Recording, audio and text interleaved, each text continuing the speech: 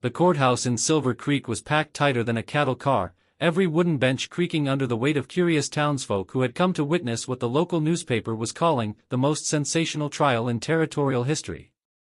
Judge Harrison's gavel echoed through the stifling air as Thomas Sullivan sat in the defendant's chair, his weathered hands clasped together, sweat beading on his forehead despite the October chill seeping through the courthouse walls. Entretenimiento +1.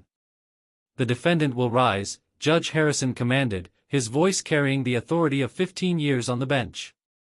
Tom stood slowly, his spurs jangling softly against the wooden floor. At 38, he carried himself with the quiet dignity of a man who had spent more years under the open sky than under any roof, but today his usual confidence seemed shaken. District Attorney Marcus Webb adjusted his spectacles and cleared his throat dramatically. Ladies and gentlemen of the jury, what you are about to hear will shock you. The defendant, Thomas Sullivan, stands accused of conspiring with hostile Apache Indians, providing aid and comfort to enemies of the United States, and obstruction of a federal investigation. Webb paused, letting the charges sink into the crowded courtroom. But perhaps most disturbing of all, he stands accused of compromising the virtue and safety of 2 Apache women in a manner that defies both Christian decency and territorial law. A murmur rippled through the crowd like wind through wheat. Tom's jaw tightened, but he remained silent as his attorney, the elderly but sharp-minded Benjamin Cross, had instructed him. Cross was one of the few lawyers in the territory willing to defend a man accused of Indian sympathizing, and his reputation for courtroom theatrics was legendary. Your Honor, Cross rose with theatrical flourish, my client has requested to tell his story in his own words. What happened at the Pecos River 3 months ago was not a crime, but an act of Christian charity that has been twisted by ambitious politicians and sensation-seeking newspapermen into something sordid and treasonous. Judge Harrison nodded gravely. The court will hear the defendant's testimony. Mr. Sullivan, you may proceed. Tom stood and walked to the witness stand, his boots echoing in the suddenly silent courtroom. He placed his right hand on the worn leather Bible and was sworn in, then settled into the chair that seemed too small for his broad frame. For a long moment, he simply looked out at the sea of faces, some curious, some hostile, all waiting for his words. It was September 15th, Tom began, his voice carrying the slow cadence of a man who chose his words carefully. I had been traveling for 3 days straight, coming back from Santa Fe where I had sold a string of horses to the cavalry. My mare, Duchess, was bone-tired, and I was looking forward to getting home to my ranch. He paused, his eyes growing distant as he recalled the memory. The sun was getting low, painting the mesas red and gold, and I could smell rain in the air. Duchess needed water, and I knew there was a good spot along the Pecos where the water ran clean and the banks were gentle. District Attorney Webb leaned forward in his chair, his pen poised above a notepad. The courtroom was so quiet that the scratching of his writing could be heard clearly.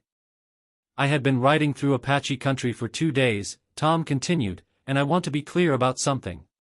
I am not one of those men who sees Indians hiding behind every rock or thinks every brave is painted for war. I have lived in this territory for 12 years, and I have learned to read the signs. The land felt peaceful that day, if you understand what I mean. No birds flying up sudden like, no unnatural quiet. Just the normal sounds of evening settling in. Tom's attorney nodded encouragingly, while across the room, District Attorney Webb's expression remained skeptical. When I reached the bend in the river, about 2 miles upstream from where the old trading post used to be, I dismounted and let Duchess pick her way down to the water. The cottonwoods were thick there, their leaves already turning yellow, and the water was running clear over the smooth stones. Tom's voice took on an almost hypnotic quality as he painted the scene. That is when I heard them. Voices.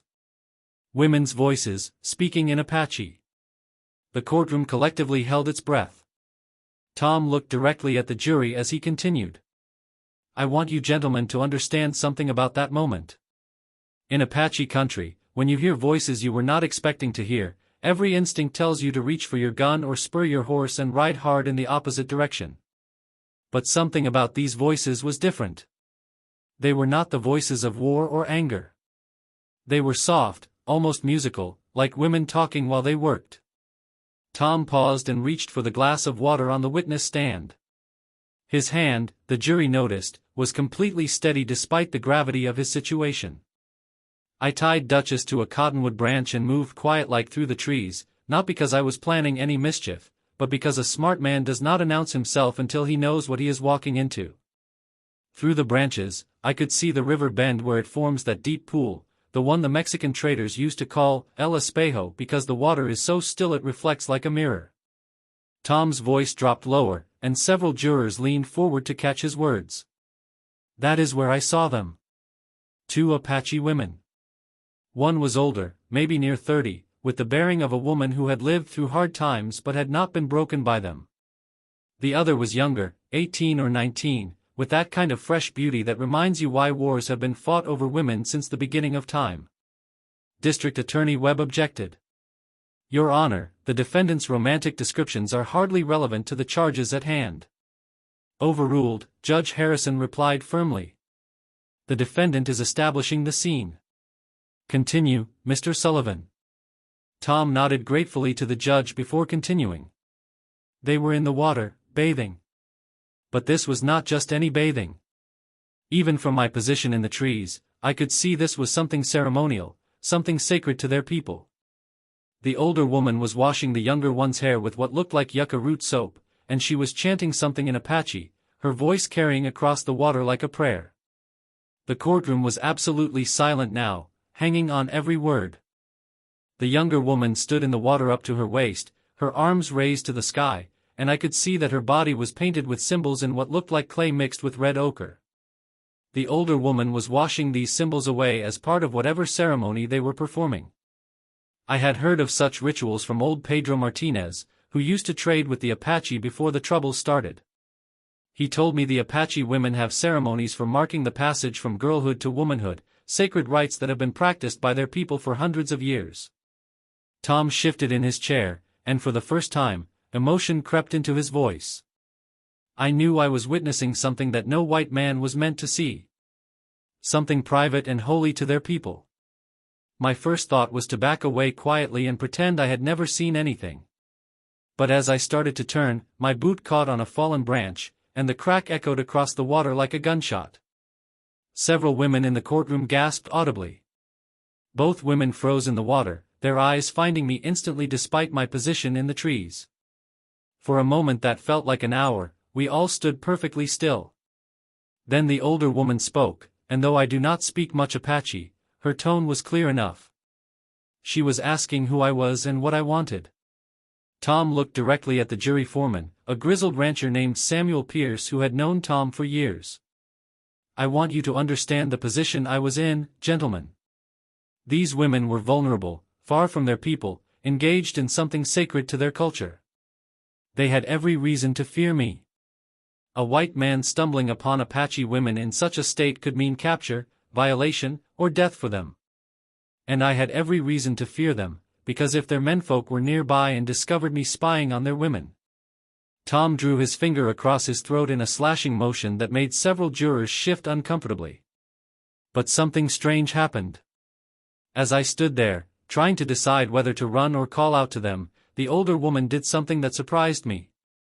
She raised her hand, palm out, in what I recognized as a gesture of peace. Then she spoke to me in English, broken but clear. You watch respectful. You not hurt us. District Attorney Webb scribbled furiously on his notepad. I realized then that she had been watching me too, had seen that I was not reaching for my gun or advancing toward them with hostile intent. She had read my body language the way I had read the land earlier, and she had concluded that I was not an immediate threat. Tom's voice grew stronger as he continued, the memory seeming to give him confidence. I called back to her, as respectful as I knew how, I mean no harm. I came only for water for my horse. The younger woman was clinging to the older one, clearly frightened, but the older woman kept her eyes on me. She said something in Apache to the girl, probably telling her to stay calm, then called back to me, you stay where you are. We finish. Then we talk. The courtroom buzzed with whispered conversations until Judge Harrison's gavel restored order. So I waited, Tom continued. I sat down on a fallen log and kept my hands visible, my rifle propped against a tree well out of reach.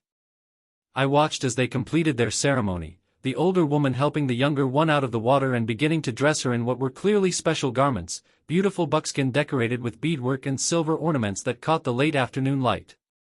Tom paused, seeming to struggle with how to continue. What happened next, gentlemen of the jury, is what brings me before this court today.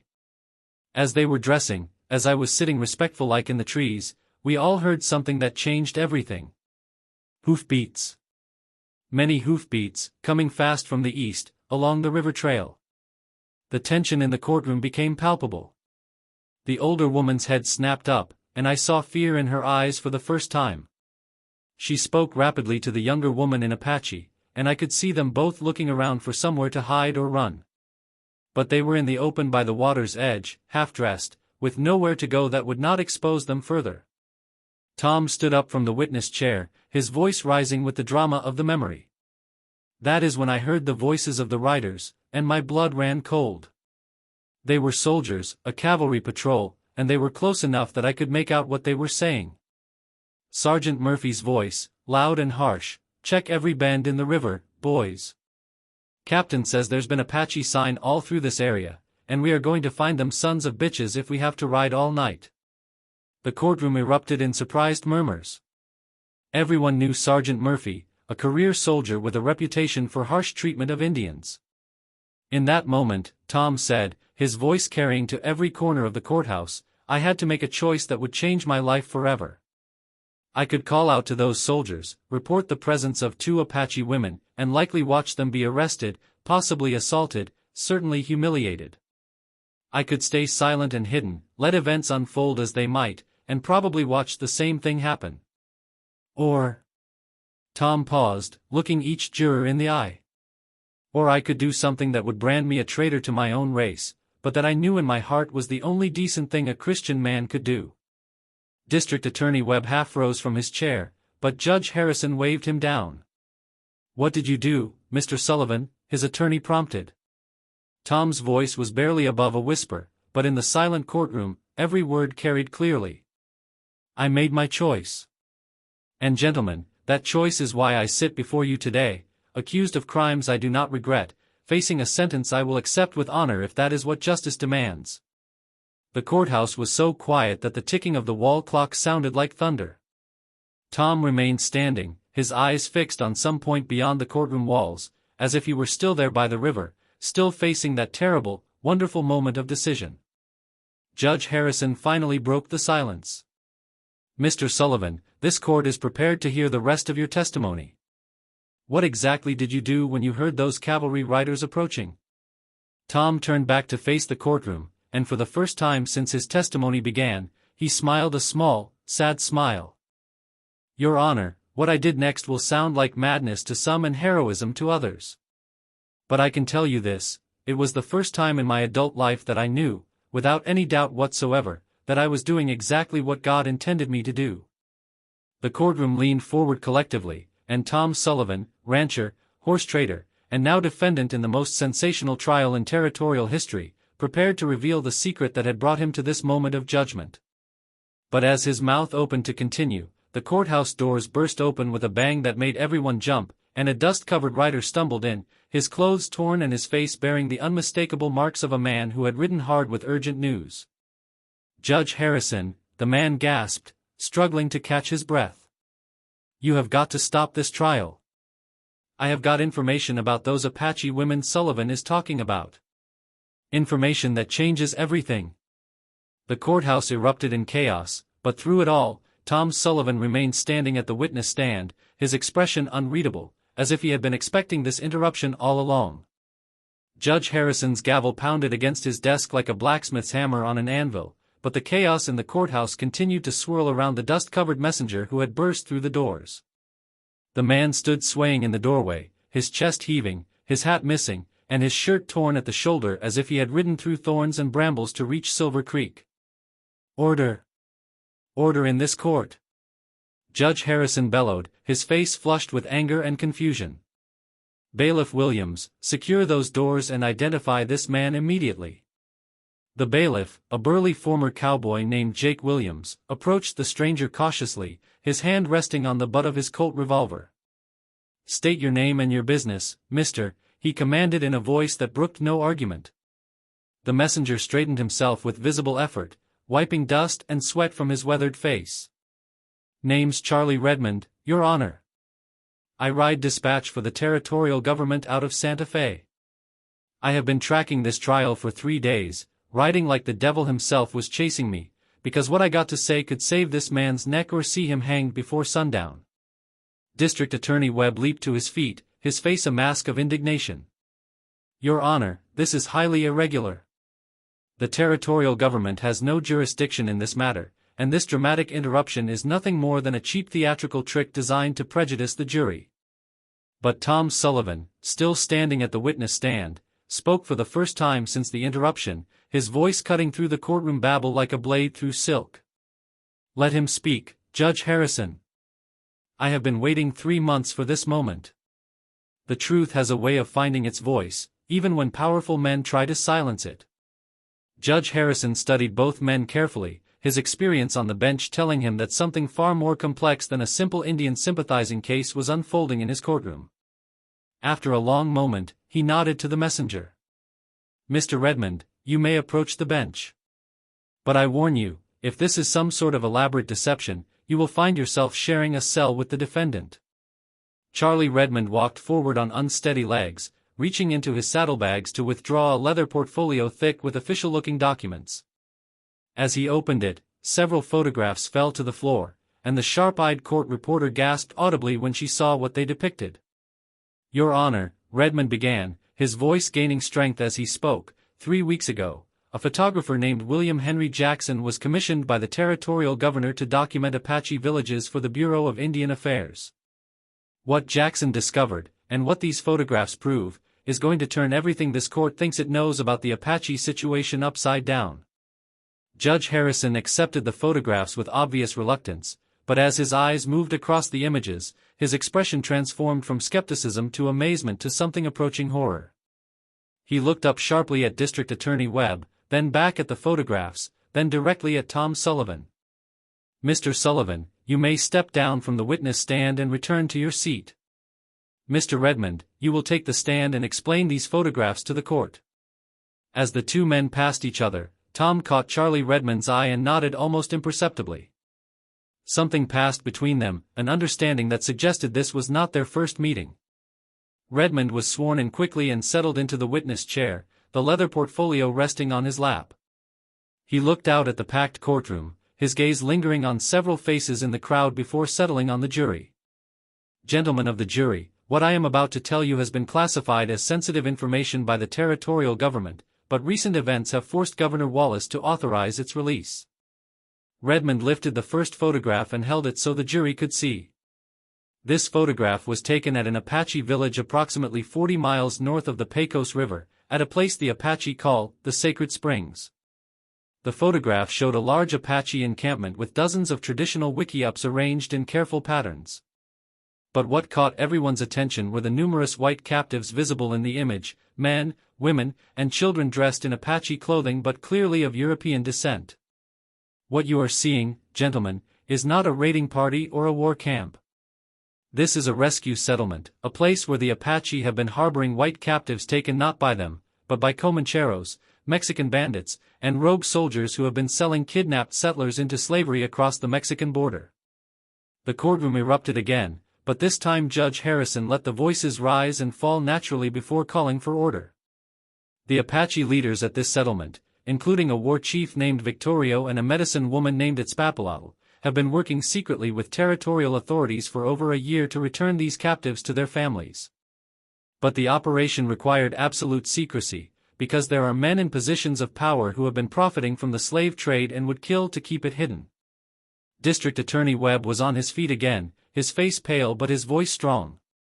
"Your Honor, I object to this entire line of testimony. Mr. Redmond has provided no proof that these photographs are genuine, no evidence that this fantastic story has any connection to the case at hand." But Judge Harrison was studying another photograph, this one showing 2 Apache women in ceremonial dress standing beside a white man in cavalry uniform.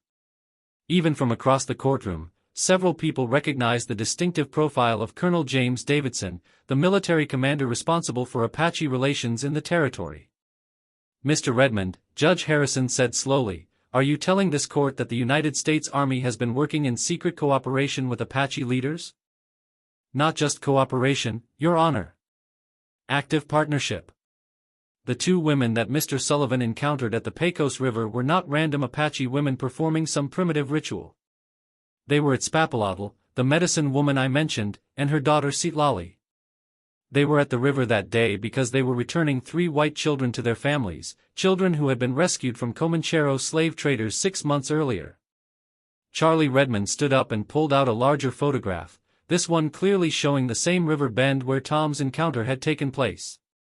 In the photograph, 2 Apache women could be seen with 3 white children, and in the background, partially hidden by cottonwood trees, a white man on horseback was clearly visible. This photograph was taken by William Henry Jackson from a concealed position upstream from where Mr. Sullivan waited in the trees. Jackson had been documenting the secret return operation when Sullivan arrived unexpectedly at the river. Tom Sullivan's attorney was scribbling notes frantically, while across the room, District Attorney Webb appeared to be in heated whispered conversation with 2 men in expensive suits who had entered the courtroom quietly during Redmond's testimony. The ceremonial bathing that Mr. Sullivan witnessed was not some heathen ritual, Redmond continued, but a purification ceremony performed by Itzpapalotl on her daughter Citlali before they handed the rescued children over to territorial authorities. The ceremony was necessary because Citlali had been living among the rescued captives for months, caring for them, and Apache tradition required that she be cleansed before returning to normal life. Judge Harrison was examining the photographs with intense concentration. Mr. Redmond, if what you are saying is true, then why was Mr. Sullivan not informed of this operation? Why was he allowed to believe he was interfering with hostile Indians? Charlie Redmond's expression grew grim. Because, Your Honor, not everyone in territorial government wanted this rescue operation to succeed. There are men, powerful men, who have been making fortunes from the slave trade, and they needed someone to blame when their business was disrupted. Thomas Sullivan was set up to be that scapegoat. The courtroom fell dead silent as the implications of Redmond's words sank in. Tom Sullivan remained seated calmly, but his knuckles were white as he gripped the arms of his chair. When Sullivan made his choice to protect those women instead of reporting them to the cavalry patrol, he unknowingly saved the entire rescue operation.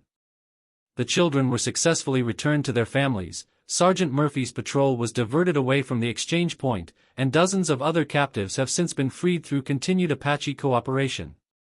District Attorney Webb suddenly stood up, his face flushed with anger or embarrassment. Your Honor, I move for an immediate recess. This testimony requires verification, and the state needs time to examine these alleged documents and photographs. But Judge Harrison was not finished with the witness. Mr. Redmond, you mentioned that Mr. Sullivan was set up as a scapegoat. Please explain that statement. Charlie Redmond looked directly at District Attorney Webb before answering. The charges against Thomas Sullivan were initiated not by the cavalry patrol that encountered him, but by certain territorial officials who needed to discredit him before he could reveal what he had witnessed. They needed to paint him as an Indian sympathizer and a traitor to prevent anyone from taking seriously his account of seeing Apache women engaged in what appeared to be peaceful, ceremonial activities. Tom Sullivan finally spoke from his seat, his voice carrying clearly through the silent courtroom. Judge Harrison, I told this court that I made a choice by that river, and I said I would accept whatever consequences that choice brought me. But I never told this court what happened after Sergeant Murphy's patrol rode away.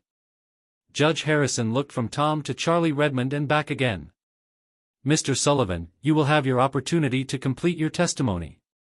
But first, Mr. Redmond, I want to know how you came to possess these photographs and why you chose to reveal them at this particular moment. Redmond smiled grimly. Because 3 days ago, Itzpapalotl and her daughter Citlali arrived in Santa Fe under military escort. They came forward voluntarily to testify on Thomas Sullivan's behalf, bringing with them evidence that certain territorial officials have been working with Comanchero slave traders, using false Apache raids as cover for their kidnapping operations.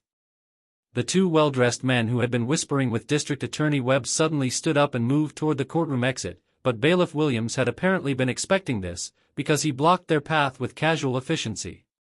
Your Honor, Charlie Redmond continued, among the evidence provided by the Apache women are detailed maps showing the locations of slave camps, lists of officials who have been taking bribes to look the other way, and the names of over 40 white captives who have been rescued through Apache cooperation over the past 18 months. Judge Harrison set down the photographs and looked out at the packed courtroom with an expression that suggested he was seeing everything in a new light. Ladies and gentlemen, this court is going to take a 30-minute recess to allow all parties to examine this new evidence. When we reconvene, I expect complete honesty from every witness and attorney in this courtroom. As the judge's gavel fell, the courthouse erupted in conversation, but Tom Sullivan remained seated quietly, his eyes fixed on the photographs spread across the judge's bench. After a moment, he stood and walked over to where Charlie Redmond was gathering his papers. "Charlie," Tom said quietly, "I hope you know what you have just started." Redmond looked up at him with eyes that held years of hard experience. "Tom, I have been watching good men get destroyed by bad laws and corrupt officials for too long. What I started today should have been started months ago." District Attorney Webb approached them, his earlier confidence replaced by obvious uncertainty. "Mr. Sullivan, if these allegations prove true, the territorial government is prepared to discuss dropping all charges against you in exchange for your cooperation in the larger investigation." Tom Sullivan studied the prosecutor's face for a long moment before responding. "Mr. Webb, I did not ride to that river looking for adventure or politics. I went there for water for my horse. But once I saw those women, once I understood what they represented, I knew that some choices are bigger than the men who make them." As the courtroom gradually emptied for the recess, Tom walked back to the witness stand and picked up the glass of water he had left there. The water was warm and stale, but he drank it anyway, his mind returning to that afternoon by the Pecos River when everything had seemed so much simpler. Through the courthouse windows, he could see storm clouds gathering over the mesas, and he remembered that smell of rain in the air on the day his life had changed forever. In a few minutes, he would return to that witness stand and tell the rest of his story, but now he knew that his words would carry a weight he had never imagined. Outside, thunder rumbled across the high desert, and Tom Sullivan smiled for the first time in 3 months, because he finally understood that sometimes the truth takes its own sweet time arriving, but when it does, it comes with the power to change everything. When court reconvened, Judge Harrison's first words would set in motion events that would reshape territorial politics, expose a corruption scandal that reached all the way to Washington, and establish Thomas Sullivan not as a traitor, but as an unlikely hero in one of the most complex and morally challenging episodes in the history of the American West. But all of that was still 30 minutes away, and Tom Sullivan used that time to prepare himself for the most important testimony of his life, the testimony that would finally reveal what had happened after the cavalry patrol rode away, and why 2 Apache women had trusted him with a secret that would change the course of history. The storm was getting closer, and the first drops of rain were beginning to fall on the courthouse roof, just as they had begun to fall that day by the Pecos River when a simple rancher's decision to do what seemed right had set in motion a chain of events that no one could have predicted. In the end, Tom reflected as he watched the rain streak down the courthouse windows, maybe that was how all the most important moments in life happened. Not with grand plans or heroic intentions, but with simple human choices made by ordinary people who found themselves in extraordinary circumstances, people who decided to act with decency and honor regardless of the consequences. The bailiff was calling for everyone to return to their seats, and Tom Sullivan walked back to the witness stand to complete his story, knowing that whatever happened next, he had already won the only victory that truly mattered to him. He had kept faith with 2 Apache women who had trusted him with their vulnerability, and in doing so, he had discovered something about himself that he would carry with him for the rest of his life. The truth, he had learned, was not always comfortable or convenient, but it was always worth defending, no matter what the cost.